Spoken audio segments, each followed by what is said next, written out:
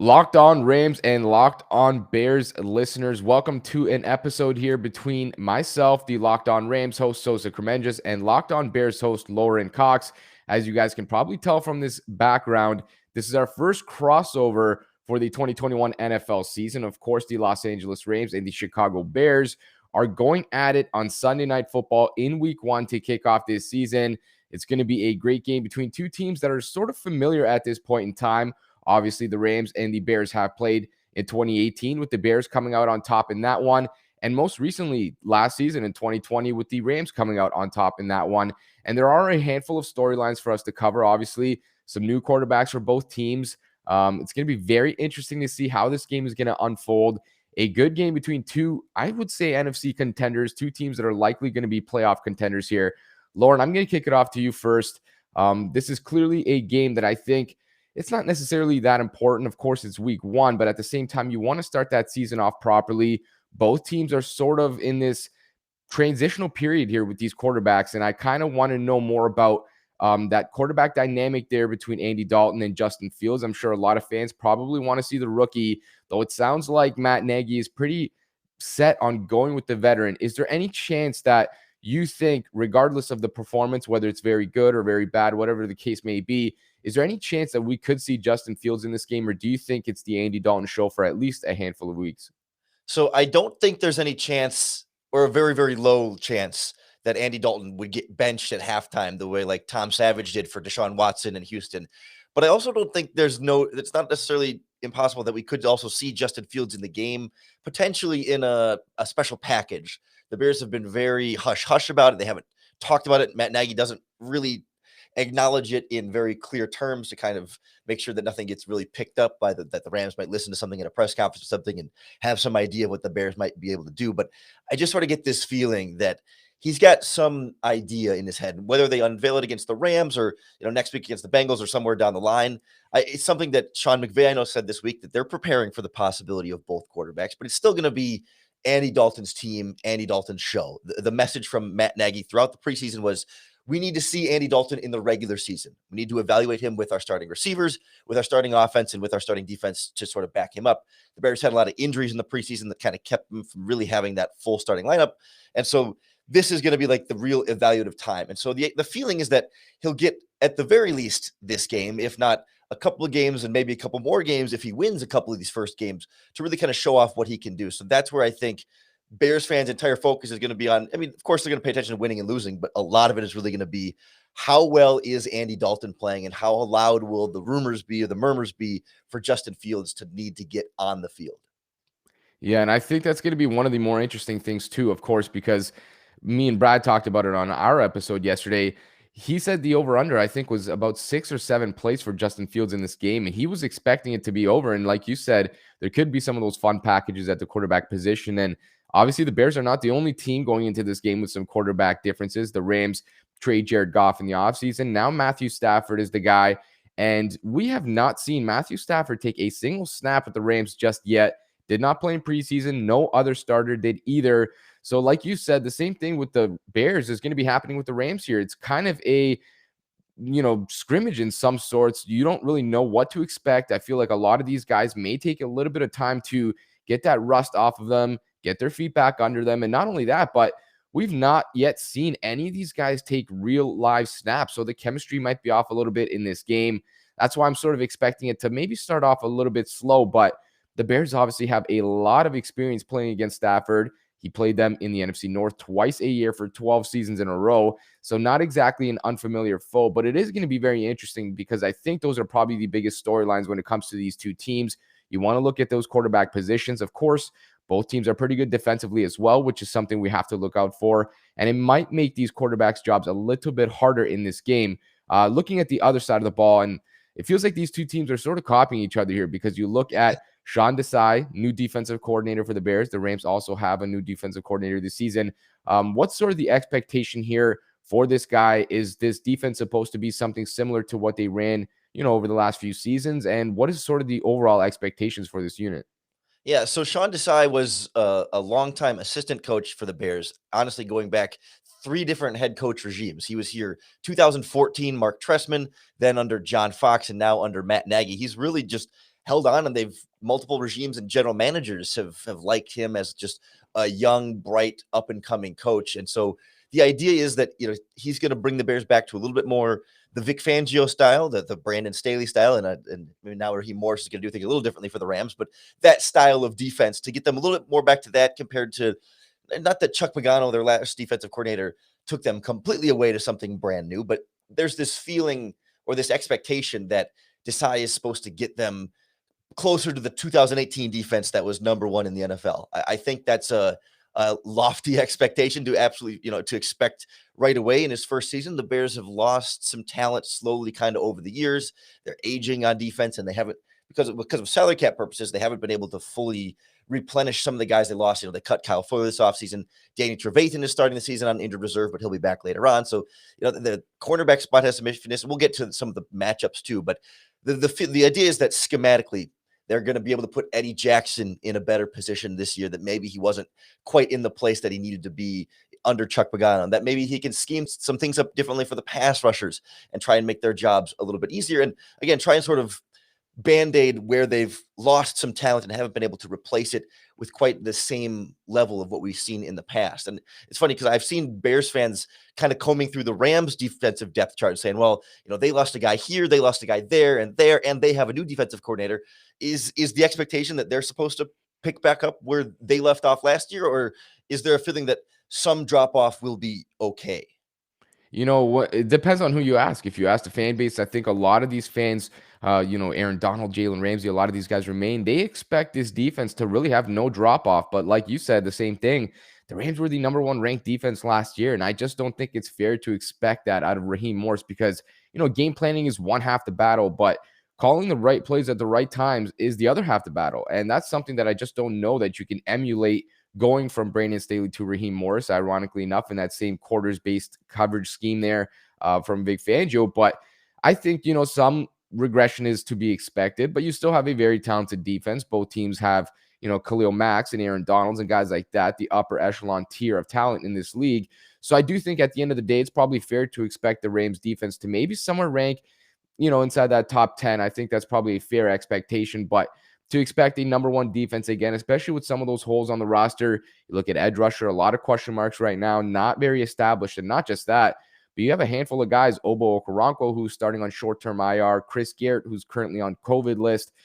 There's some question marks there, the inside linebacker position as well, which is going to make it only a little bit tougher for the Rams to repeat that number one performance on the defensive side of the ball.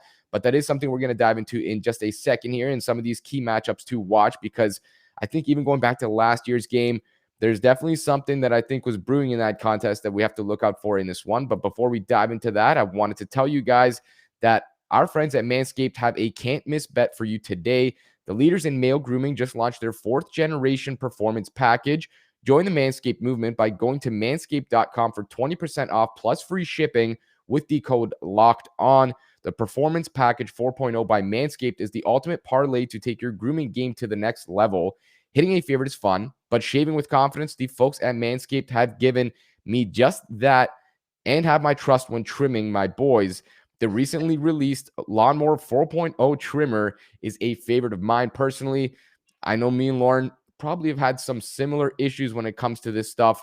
Maybe some of you listeners have as well. Their 4th-generation trimmer features a cutting-edge ceramic blade to reduce grooming accidents thanks to their advanced skin-safe technology. You can get 20% off and free shipping with the code LOCKEDON at manscaped.com. That's 20% off with free shipping with the code LOCKEDON at manscaped.com. Now, Lorin, we're going to transition into some of these key matchups to watch here. And I mentioned it. For me, my eyes go right to that cornerback wide receiver battle. There was a lot of talk on Twitter over the course of this offseason. Darnell Mooney, one of those up-and-coming receivers for the Bears. Of course, Allen Robinson, maybe the most underrated player in the NFL.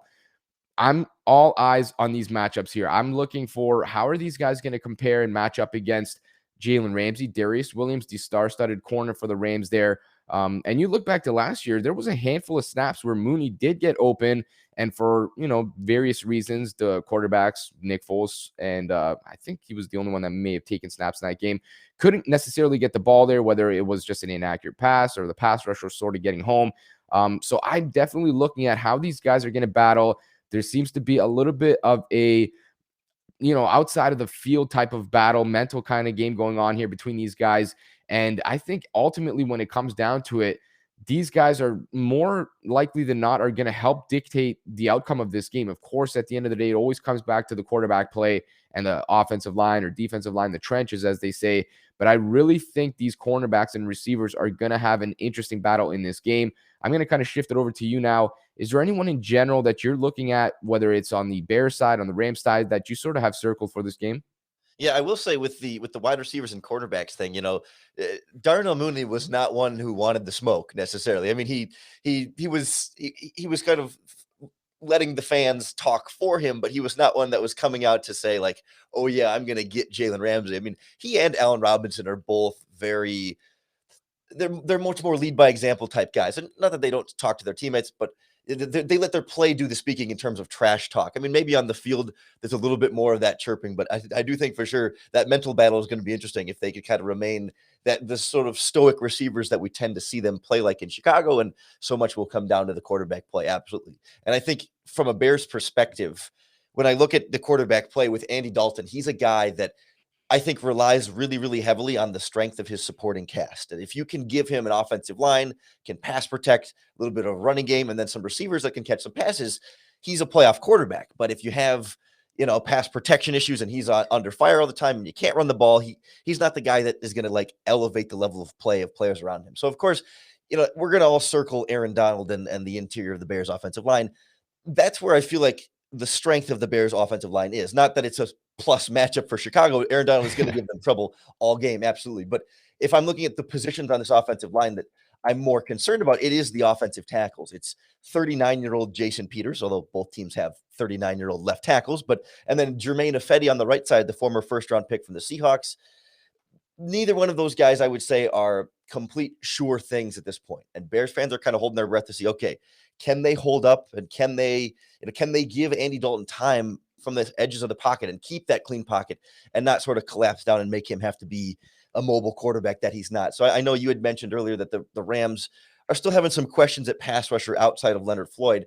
I've got worries that Leonard Floyd's going to get another revenge game in here against, potentially an old offensive tackle that's still getting into game shape, or a reclamation project on the right side that still I don't have 100% confidence in being able to hold up all game. And so as much as Donald's going to get the attention, I think those edge rushers have the chance to really either capitalize on Donald getting some of that pressure up front, or capitalize on all the focus on Donald to get more of those one-on-one matchups on the outside. And that's sort of how they work, right? Is Aaron Donald is so special that you have to dedicate 2 or 3 players to him. And that's how guys like Leonard Floyd get $16 million per year on their contracts, because they get the benefit of playing one-on-one against some of these guys.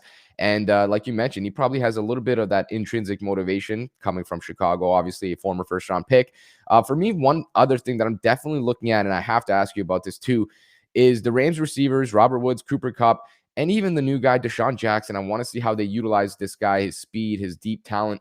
But on the other side of the ball, the Bears cornerbacks, there's a lot of change here. Obviously, you mentioned it. Kyle Fuller no longer with the team. Some of these names I couldn't even name. I'm looking at the depth chart. I'm a little bit confused. I've never seen some of these guys play before. So I'm sure there's going to be a lot of projection for those guys there. The Rams on the other side at receiver, almost no projection. We've seen these guys, Robert Woods and Cooper Kupp, together since 2017. They're as solid as they come. Not exactly very flashy in terms of the highlights, but they just run good routes, very good hands. They get open, they separate. And I'm kind of curious to see how that's going to work with Matthew Stafford, because you look at Stafford's career over the course of his career, basically, and he's had a lot of contested catch, jump ball type of guys. You look at Calvin Johnson's, Marvin Jones, Kenny Golladay. You guys have seen them. These guys, not necessarily the best separators, but they're going to go up and get it 9 times out of 10, whereas the Rams are a completely different type of a receiver core, where none of these guys are necessarily contested catch guys. They are guys that are going to separate. They're going to create separation, and they're very good at creating yardage after the catch. But I want to know more on that side of, your perspective here. Who are these corners? What is expected out of these guys? Is there anyone in general that's kind of standing out or that's expected to be the top dog in this unit? Yeah, so last year's second-round pick, Jalen Johnson, has definitely been handed the mantle. He's going to be cornerback one. It doesn't mean he's going to shadow receivers by any means, but they're kind of looking to him to take another step forward in his second season. They liked him as a very physical kind of press man cornerback coming out of college. schematically, we're wondering exactly where he's going to fit in, from the quarter scheme perspective. I mean, they'll let him be physical up on the line of scrimmage, but then we do want to see how well, I guess, it meshes schematically, and how this defensive coordinator, who was there last year as his defensive backs coach, right? There's a familiarity there with all these cornerbacks and the defensive coordinator, but how that's going to work together. The unknown brigade. The other starter is going to be a man by the name of Kindle Vildor, which is a great, Lord of the Rings name. I mean, it was great when they drafted him. It's been really fun to kind of have a Kindle Vildor on the roster. He's a 5th round pick last year, got some snaps late in the year, and they made it an open competition. He and originally Desmond Trufant, but now it's Artie Burns is the other one on the roster. Trufant is no longer around. Open competition between them. It appears Vildor has won.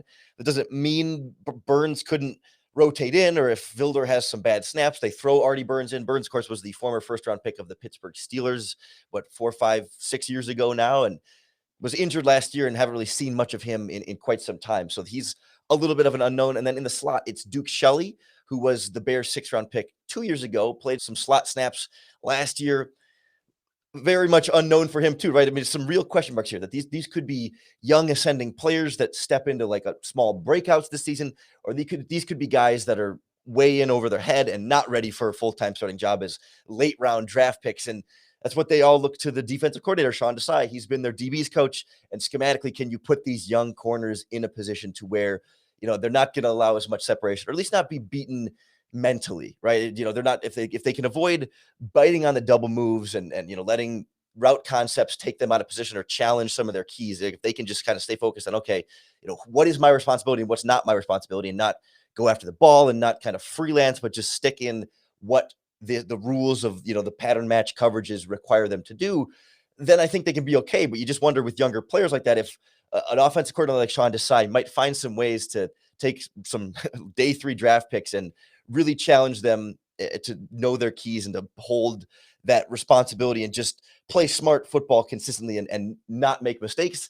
I have a feeling Stafford will have a couple opportunities throughout this game to fire one in there. And if they can connect and get a couple of those explosive plays, that's where the Bears could run into some trouble.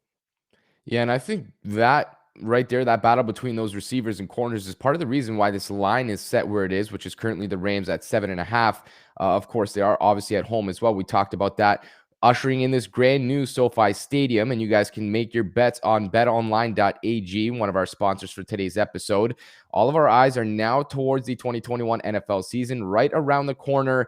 When you guys are listening to this episode, it's going to be the kickoff of the season, Thursday Night Football between the Dallas Cowboys, Tampa Bay Buccaneers. You guys can go place your bets, get all the updated odds, props, and contests, including the $500,000 NFL Mega Contest and the $200,000 Survivor Contest, which are both open now. You can head over to their website or use your mobile device to sign up today and receive your 100% welcome bonus on your first deposit. BetOnline is the fastest and easiest way to take advantage of all your favorite sports, from basketball to football to boxing, right to horse racing. They've got you covered. Don't wait and take advantage of all the great offers available for the 2021 season. BetOnline, your online sportsbook experts. And I think if you guys have a vehicle, you probably went through this process as well, where you're calling up your mechanic. You got to wait a long time for a part to come in. They don't have it. It's super expensive, something along those lines. I think we've all been through that. You don't have to deal with that anymore. All you have to do is check out rockauto.com. They are a family-owned business, and they've been serving auto parts customers online for 20 years. If you're a person who likes to fix things yourself, or you're a professional and you're looking for reliably low prices, all you have to do is go check their website. They have every make and model available. Amazing selections, reliably low prices, all the parts your car will ever need. rockauto.com, and write Locked On in there. How did you hear about us? So they know that we sent you. But now we're going to get back into this game. And we talked about that betting line. If you need some help on that, go check out the new Locked On Bets podcast, hosted by your boy Q and handicapping expert Lee Sterling. You can get your daily picks, blowout specials, wrong team favorite picks, and Lee Sterling's lock of the day. All you have to do is go check out Locked On Bets, brought to you by betonline.ag, wherever you get your podcasts. Now we can look at this final segment here, talk about some of these keys to victory, betting odds, some of these predictions here. And we mentioned it. This is one of the bigger lines here in week one, obviously favoring the Rams. And I think some of that kind of makes sense when you look at, maybe these matchups between these two teams, the Rams obviously being at home as well. Maybe just having a few less question marks on that roster. But I also talked about it. This team has not taken a single snap in this preseason. Like, we have legitimately no idea what to expect from this team. They could come out and look like a Super Bowl caliber team from the first snap, or they could take, 6 or 10 weeks to get used to each other, because you look back to the Buccaneers last year, they really didn't hit their stride until midseason, and that was with Tom Brady. So, there's a lot of projection here for the Rams as well. I'm going to kick it to you first, Lorin, here. When you look at this, game between these two teams, is there anything in general that you're looking at for these keys to victory, or do you have a prediction that you want to share? Yeah, I think especially from like a betting perspective, I was just pulling back up the last couple of games. I mean, last year, 2020, it was a 24-10 score. 2019, it was 7-17. And in 2018, it was 15-6. And last year was a little bit more breaking the trend of otherwise kind of low scoring.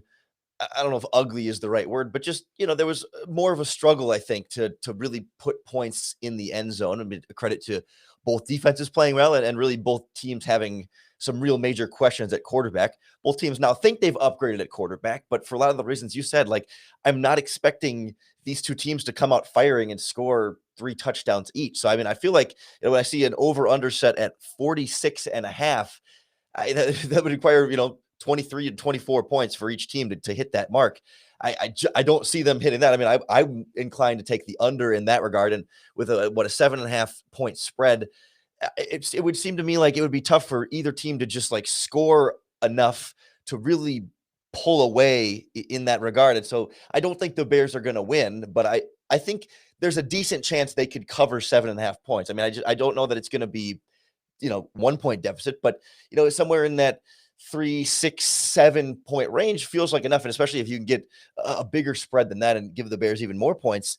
And I think there's some real potential there for some winning bets. I just think, Dalton's going to have some trouble with the offensive line up front. I really think the supporting cast is going to be okay, but it's not going to be enough to overcome this quality of defense that they're facing. And same kind of thing with the Bears defense. It's like, I don't think they're going to be, gashed for 4 busted coverage touchdowns from Stafford. I mean, they've seen enough Stafford to kind of know what he does and doesn't like, but we don't know how Sean McVay is exactly going to handle it. So there's some element of surprise there. And I think it'll be an advantage Rams, but is that I think they'll hold up more or less. There's going to be a couple big plays here or there, but other than that, they're going to be able to force some stops or at least have drives ends in field goals instead of touchdowns. And so maybe it's not, 15-6 ugly like we saw a couple of years ago, but maybe it's 17-10, maybe it's 17-13, maybe it's 13-20. I mean, somewhere along those lines is kind of where I come down to this game, just because I think it's going to be a little bit more of a sloppy week 1 as opposed to two teams that are firing on all cylinders. Where do you stand? Yeah, I tend to agree. That 7.5 line is relatively large, obviously, and I do think that the Rams have the advantage here for sure. If I wanted to be a betting man, I would probably pick the Rams money line, just to be safe. But Yeah. at the same time, I like that prediction that you just dropped, 20-13, somewhere in that range, where I think the Rams can sort of just rely a little bit on some of the talent that they have in terms of the guys that they, bring back from last year, the Aaron Donalds, the Ramseys, the Cooper Kupps, Woods, all these guys. And you kind of know what you're getting out of some of these guys, but there's also those pieces that are mixed and matched in there that are a little bit more questionable, that we have yet to see, that we have yet to experience and see how that chemistry is going to work between those guys. So I expect there to be a little bit of a slow start, at least from the Rams here. No snaps with these guys. I just don't think it's fair to expect for them to just come out firing out of the gate. Maybe off the adrenaline at first, the running game might work a little bit more than the passing game, but I definitely think they're going to have some kinks to work through. So that 7.5 line is a little bit large. I do think that the Rams do win this game at the end of the day, but the one thing they have to do and not let this man ruin the game is just neutralize Khalil Mack. This is the one guy, that they've done a pretty good job against, especially going back to that last game last year. But at the same time, I mean, this guy is just as talented as any other player in football. He can take over a game just as easily as anyone else can. So if there's one guy that the Rams have to try and neutralize to give themselves the best possible shot to win this game and make things as smooth as possible entering this week 1 matchup, that's the guy that I think that they definitely have to at least try to do their best to just settle down and then rely on what they do well. There's this running game that we've seen from the Rams over the last few seasons that's been productive. Throw it to your receivers, get the ball in these guys' hands, let them create after the catch. And you have to rely on your best players on defense, Jalen Ramsey, Aaron Donald, Darius Williams, scheme around these guys. and do the best that you can with the remaining pieces on that side of the ball. I think it's going to be a very interesting game between these two teams, as it always is. And it's going to be a good way to start this season. You guys can also go check out the Ultimate Season Preview for previews of every single team in every division from our local experts and Odyssey's NFL experts. It's not too late. All of those are up by now, I believe. You can search the Ultimate Season Preview 2021 today on the Odyssey app or wherever you get your podcasts. That's going to pretty much do it for this episode here of the first week of crossovers at the Locked On Podcast Network. You guys can find us on Twitter, myself at QB's MEP, Lorin at Cox Sports 1. And of course, make sure to listen to Locked On Rams and Locked On Bears throughout the rest of the week and going into next week when we recap this game, as well as get you guys ready for week 2. Football season is finally back. No more speculation. We have football games to cover. It's going to be great to watch this stuff.